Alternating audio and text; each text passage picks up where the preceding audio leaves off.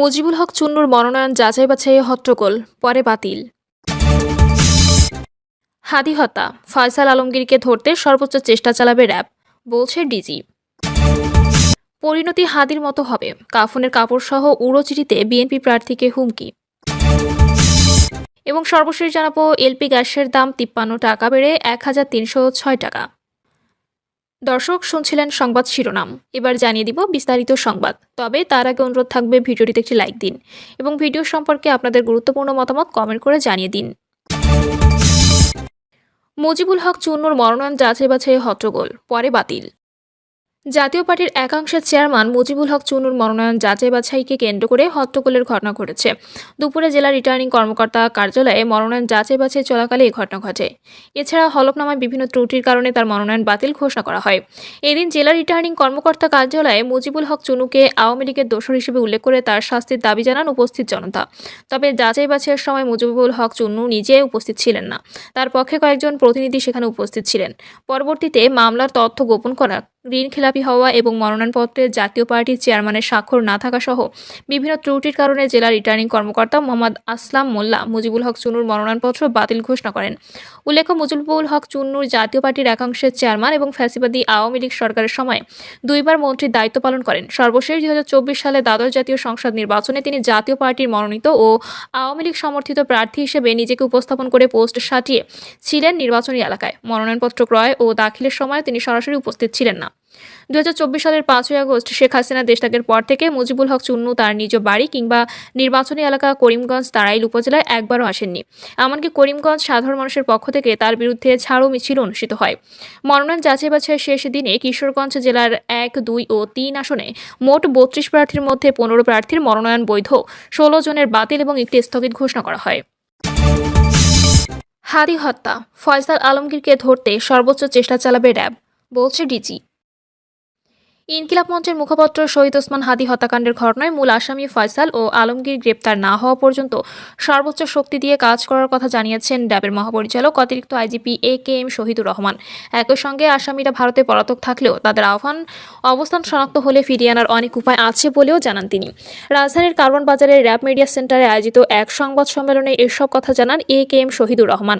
তিনি বলেন, ওসমান হাদি হত্যাকাণ্ডের পরপরই আসামি ধরতে সর্বোচ্চভাবে কাজ করছি। এরই মধ্যে 8 আসামি গ্রেপ্তার ও হত্যাকাণ্ডে ব্যবহৃত 2টি পিস্তল উদ্ধার করা হয়েছে। আসামি ফয়সাল ও আলমগীরকে গ্রেপ্তার করার জন্য আমাদের প্রচেষ্টা অব্যাহত আছে। তারা গ্রেপ্তার না হওয়া পর্যন্ত আমরা সর্বোচ্চ শাস্তি দিতে কাজ করব। তিনি বলেন, এই ঘটনায় 8 আসামিকে গ্রেপ্তার করা হয়েছে যারা এর সঙ্গে প্রত্যক্ষ ও পরোক্ষভাবে জড়িত।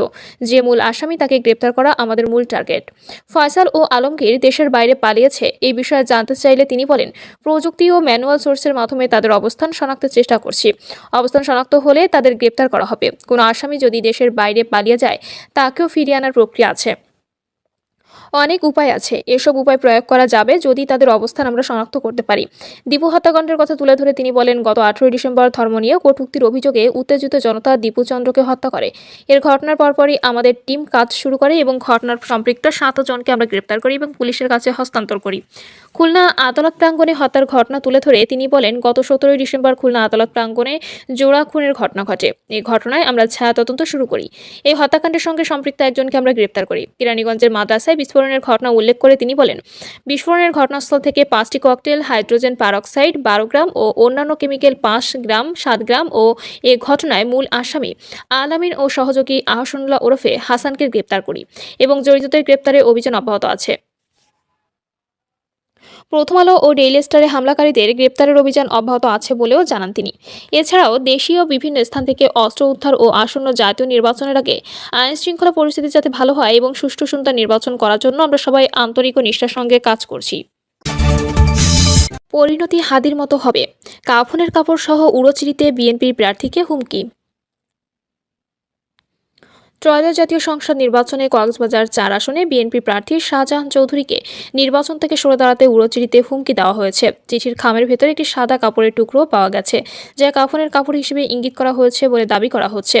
ডাকযোগে পাঠানো চিঠিতে রোববার দুপুরে পেয়েছেন উখিয়া টেকনাফের সাবেক এই সংসদ সদস্য। চিঠির তারিখ দেওয়া রয়েছে 23 ডিসেম্বর 2025। এতে প্রেরক হিসেবে কথিত ব্যাটালিয়ন 71-এর কক্সবাজার আঞ্চলিক কোঅর্ডিনেটর মুমিনুল আলমের নাম উল্লেখ করা হয়েছে। চিঠিতে লেখা হয়, জনাব আসসালামু আলাইকুম, আশা করি নির্বাচন নিয়ে ব্যস্ত আছেন। আপনার নিকট অনুরোধ রইল, আপনি আসন্ন জাতীয় সংসদ নির্বাচনে অংশগ্রহণ করা থেকে বিরত থাকুন। চিঠিতে আরও বলা হয়, নির্বাচন থেকে সরে না দাঁড়ালে আপনার পরিণতি শরীফ ওসমান হাদির মতো হবে। আপনার জন্য একটি কাফনের কাপড় উপহার হিসেবে পাঠালাম। চিঠিতে দাবি করা হয় যে তিনি 24 ঘন্টা কিলিং স্কোয়াডের নজরদারিতে রয়েছেন।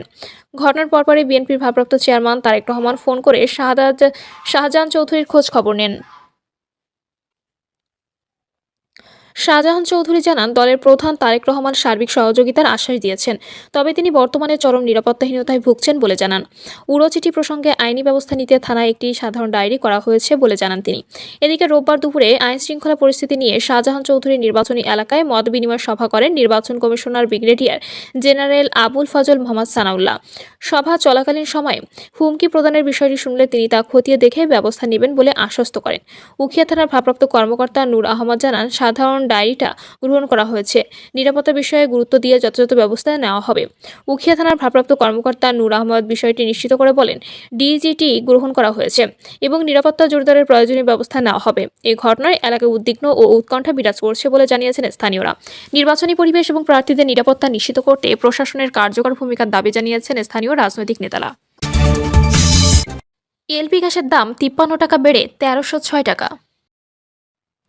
জানুয়ারি মাসের জন্য ভোক্তা পর্যায়ে এলপি গ্যাসের নতুন মূল্য নির্ধারণ করা হয়েছে। প্রতি 12 কেজি সিলিন্ডারের দাম 1253 টাকা থেকে 53 টাকা বাড়িয়ে 1306 টাকা নির্ধারণ করা হয়েছে। রোববার